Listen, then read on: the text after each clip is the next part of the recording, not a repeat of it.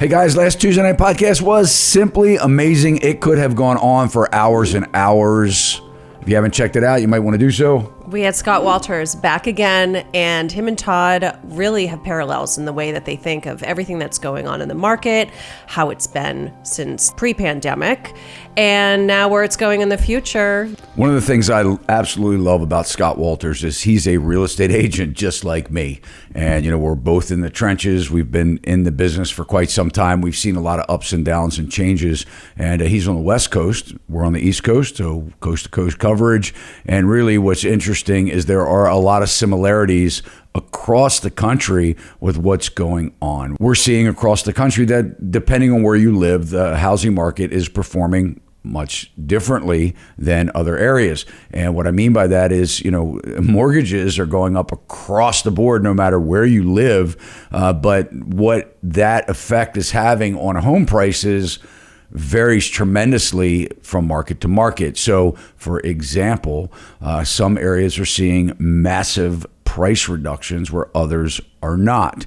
And but there was a report that came out about a week or so ago where home prices or home values across the country have dropped $2.3 trillion, meaning that there's been a median price drop across the country of about 11.5% from peak. And I won't say trough because we don't know where the trough is at this point. I think personally we're far from the trough, but I think Scott and I both can identify that we saw a lot of similar things happen over the last couple of months. Some of those things, obviously, sales slowed down drastically. It doesn't matter what market you're in. Sales are still way down compared to where they were a year ago, home sales.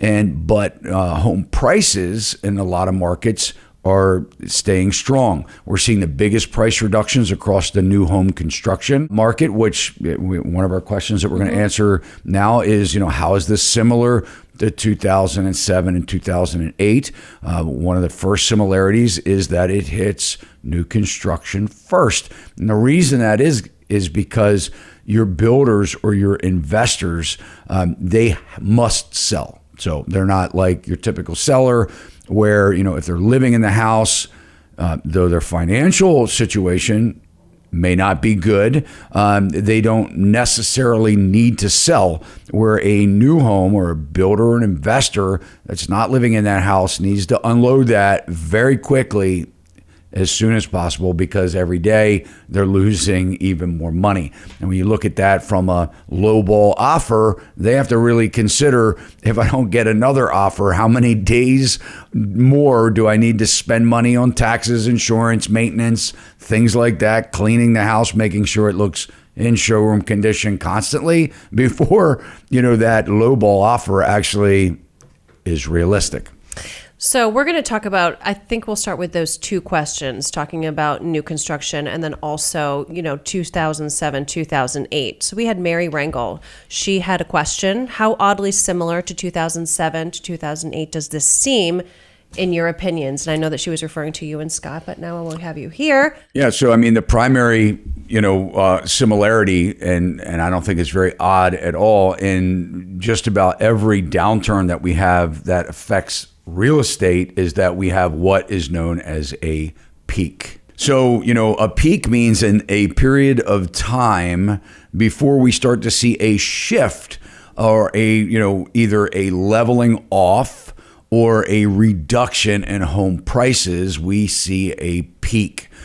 So that peak happened in 2006 in the last major housing crisis, that one of the biggest that we've seen since World War II. So the similarity here is that we all across the country saw a peak last year. And we know that because now median prices have come down. We know that because sales have slowed down and leveled off. And we know that because interest rates have made housing where the prices were way high, now very unaffordable for the average buyer. So the sellers are responding sort of similarly in 2006, or as we were traveling into 2007, we realized that a lot of the sellers were kind of buried underwater in, what they owed on their home and what their home was worth. And I think that that is another similarity to right now. We know that if you bought a house in the last 2 years, chances are it is not worth what you paid for it, by the time you consider the costs of selling. Commissions, transfer, recordation fees, any repairs that would now be required. So I think there's a similarity. And I think what we're going to see show up is the fact that house prices are going to continue to decline because our economic situation is not going to improve anytime soon. So as this thing plays out, as the long term becomes more of the obvious, we're going to see where home prices are going to flatten out, level out, and go down in many markets in the U.S. And so these people are still going to be underwater. And should they need to sell or to develop any type of personal financial hardship, they're going to put themselves in a situation where they could be facing foreclosure. So I don't think that is, too far off from what we saw in 2007, 2008. Now, for most of the viewers, they say, well, we can't be in similar situations because in 2007 and 8, we had all the liar loans, no doc loans, subprime loans, things like that. We had variable adjustable rate mortgages known as ARMs, and we're still seeing that right now. A lot of the new construction builders or these rate buy downs are simply ARMs, which means that their interest rates are going to go up in time if they can't refinance. And they probably will not be able to refinance in the time period prior to the rate hikes from their adjustable rate mortgage. So that's a similarity that we're seeing popping its head up. But one of the things that I really want you guys to focus on here, because this to me is the most important part. No, we're not in the same exact loan mortgage situation as we were in the liar loan days of the 2008 crisis that led up to the 2008 crash. But we are seeing more debt than we've ever seen in the history of lending, right? Where people are just buried in debt. And a lot of that was because we've never seen the Fed take, interest, the wholesale interest rate, drop it to almost 0%. Encouraging, a lot of people to go out and buy because of cheap money. So that made them overpay for products, cars, no differently. They are paying 7-year car loans now, and these mortgages that they are buried in because they bought too high. So I think that what we're going to see is because of the national debt, the debt of the homeowners, and them not being able to get out from under the debt because credit card companies are charging as much as 30% interest rate now on their debt. That should they experience any kind of financial downturn, it's going to crush them financially to where they may not even make their mortgage payment or be able to fix their heating and air system or be able to put a roof on their house. I was just talking with somebody the other day that they owe so much money on their credit card that they can't even get more of a limit increase. Mm-hmm. And they have something wrong now that they need to get fixed. And they can't even buy it, right? Because they've got to wait until they buy down their credit card, not save up the money to buy what's fixed. They're thinking, I got to buy down my credit card as much as I can. So oddly, this is very similar to 2007, 2008, and it will take time to play out.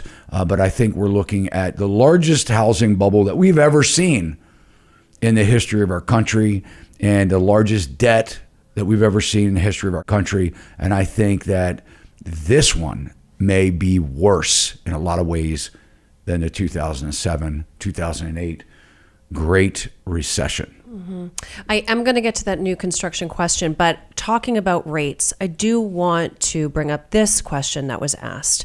We had Loco. Also, y'all even know about commercial real estate bubble. 80% of loans are on floating rates. Here in San Francisco, all the office buildings are empty. That's because the local economy is, we got some emojis here, but we have basically it's saying it's going down. So commercial real estate is completely different because you're not locked into a 30-year fixed mortgage in most cases, right? So a lot of commercial loans, they balloon payment in 5 or 10 years. So a lot of these building owners or commercial real estate holders have loans that are coming due. And a lot of these loans were at 4%, commercial interest rates of 4%, and they're going to be doubling those interest rates. Also, when commercial loans refinance, the banks become really skittish in times like this. And in a lot of cases, they want these building owners to put down more cash because they may not be comfortable with the amount that has been refinanced. So a lot of the commercial industry in the last 15 years has been pushing like, let's suck the equity out. Let's refi, let's take all our money out. And a lot of small investors do the same thing. So they buy a house as a rental, they improve it. They refer to it as the Burr method. I'll let you guys research that on your own. That it could be a whole podcast in itself. But basically refinance is part of that method, and then repeat, right? So what happens in these situations is when they take the maximum liquidity or equity out of the real estate, right? They don't have any cushion. They take it all the way up to its current day value, and then they experience losses or vacancy rates or anything, and their financials decline because of the state of the economy. The lender, when they come in to refinance that, say, well, you've taken this all the way up to the top. So the only way that we will refinance your note or your loan is for you to put in a significant amount of money, cash, to buy it down to where they feel comfortable if you default that they'll be safe in repossessing the property and then turning it around to get their money back, to sell it. So they want that, income or that loan amount to be well within a cushion, some 25, 30% loan to value in order to refinance that. It's going to require a lot of these building owners to come up with cash that they don't have. So I think we're going to see a lot of repossessions, a lot of foreclosures in the commercial space. We've seen more higher vacancy rates than we've seen. There have been reports where a lot of these retail tenants are behind in their rents. They're not paying, their rents. These smaller mom and pop shops, they're struggling. And then we're also seeing for the first time in, a decade or more, where major building owners, office and mall developers are hundreds of millions of dollars back, behind in debt.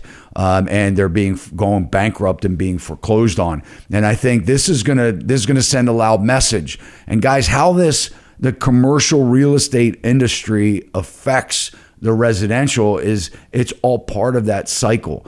So we all, if we've owned houses or, have lived long enough, have seen what happens to shopping centers when they go vacant, right? And loitering can come into, the area, and there's no activity, there's no economic activity that's benefiting that direct neighborhood. And then we could start seeing home values decline in areas where commercial real estate struggles the most. And depending on what kind of absorption rate we see with new money or fresh investors gobbling up that space, and then depending on what they put in that space, also can affect the direct surrounding communities. So let's see, 80% of all loans are floating. I don't know that to be true, whether 80%, but I think floating just means that they're in a shorter term. This commenter here, that commercial loans are shorter term, and now with higher interest rates, it's going to put the building owners, many of them, in dire straits. So I mean, regionally speaking, a lot of this commercial redevelopment or decline was happening way before the pandemic. So I think the pandemic slowed that down. And because, there was a lot of PPP money, a lot of loans, that were forgiven, this money that was handed out to business owners that sort of kept them alive. But I think now that money has run out, we're going to see its ugly head. Do you think that some of this commercial space, though, could maybe free up some housing? Because we do have the housing shortage, that maybe they either knock down, some of these commercial spaces or transition them and then make them into homes for people? Yeah, that's a great question. So from a density standpoint, you need a lot less parking. And it really depends on, if these are, more city properties or more in the counties and suburbs, the outlying areas. But typically a commercial building, there's a higher requirement in order for that building to be constructed or to be a restaurant or an office or things like that. There are different parking requirements. So that's why we see big parking lots around certain buildings. Restaurants require some of the highest amount of parking because you can seat a lot of people, in a small space, and these people drive individual cars. So, you see bigger parking lots for restaurants. When you get into office buildings, I know here locally, it's like, I think 3.3 spaces per 1,000 square foot of office space. Retail is 5 spaces on average per 1,000 square feet of retail space. So when you convert that, a 2-bedroom home or apartment is like 1.2 parking spaces per 2-bedroom apartment. So by taking a lot of these commercial buildings and converting them to residential space, we're actually reducing the density requirement for parking lots and things like that. And but I mean, a lot of the buildings, the commercial buildings, are very old, and they have a lot of toxic materials in them. They could have a lot more asbestos, lead paint, and just be completely ineffective for a cost, from a cost standpoint, to be able to convert these buildings. So a lot goes into that. But yes, I do think that we will see, with the housing shortage, a lot of these office buildings, and have seen it, be converted to residential space. That's good news. Let's go to the new construction question here. So we had the Duke ask, is there a way to know the building costs for someone with no background? I would like to know the profit margins of home builders. Yeah, regionally it's all different. Your scattered lot builders or your smaller builders are probably, in a lot different situation as your big tract home builders. I mean, obviously the tract home builders pay less for everything. The materials are less expensive. They have a lot more money to be economy of scale, so they probably profit a lot more than a mom and pop builder would. But it also depends on whether they're building for speculation, building a house that they hope to sell with no buyer in mind. And that's what that means, speculation building, building the house without a buyer in mind, or whether they're building a custom home for an individual. So a smaller builder building a custom home may have higher profit margins than that spec home builder. But as far as not having background and understanding whether you should buy a home or not, a new build, it really comes down to, comparable sales, market trends. Things are declining right now. We're seeing more builder incentives. You're going to have very little negotiations based on what the builder decides to offer you, to incentivize you to buy now. It's not like you can go in there and really negotiate with, especially the big builders. But checking square footage prices. But make sure that you're comparing the same subdivision, the same community when you're looking at square foot pricing. And then also you have to look at what is the difference between the actual build out, because a lot of times I had somebody just recently said something about, a cost difference where this home appeared to be more expensive than recent sales. But this particular buyer, the house they were looking at, had a finished basement and, outside deck area and some landscaping and some upgrades that the comps did not have. So you just can't look at the outside of the house and say, well, it looks like the same 2400 colonial style home, but they sold at different price points, or it sold less than the one that you're looking at. You have to make sure that you're comparing the inside and then add-ons, amenities that they purchased at the time the home was built. I want to talk about really quickly. We had two viewers actually ask about being a real estate agent right now. We had someone say, my husband and I are currently in real estate school. Any advice you'd give us in this market? Also had a viewer, Dennis, any advice for new agents? Yeah, so that kind of goes hand in hand to the comment to the couple that's in school right now and to the new agent. You know, being in the real estate industry as far as a salesperson requires pretty much the same as starting any other business. Most of the businesses fail, or the real estate agents fail themselves because they enter the business undercapitalized.